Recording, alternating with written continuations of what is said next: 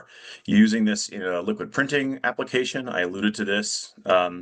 These files can be represented via STLs, and the very first times that I made files like this, I made them as STLs, but that becomes pretty cumbersome pretty quickly.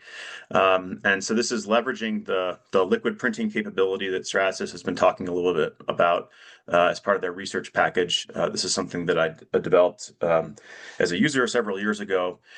You can make microfluidic circuits, so sort of classic mixing circuits. You can make some more elaborate mixing circuits, some fairly elaborate capillary-like structures, droplet injectors, etc.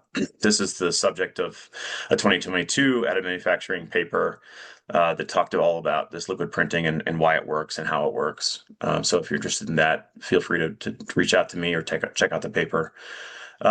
As I mentioned, we are looking at pre-surgical planning models for 3D printing, stuff that you can do with polymers. The idea being to give surgeons and patients more information about what the morphology that's inside them is before these operations occur.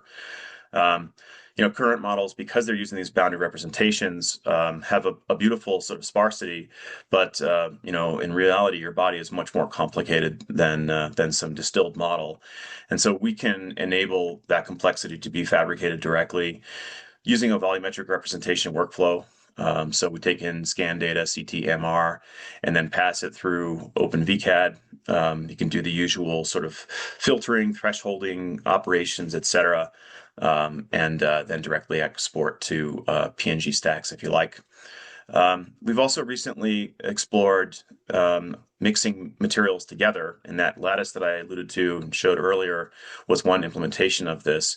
By mixing together three base materials, in this case, the Tango material, I think this predated Agilis, if I remember correctly. One of the Vero materials, the rigid material, and then the liquid material, you can get composites which have very large variations in their mechanical properties. So in this case, I'm showing elastic modulus, Young's modulus.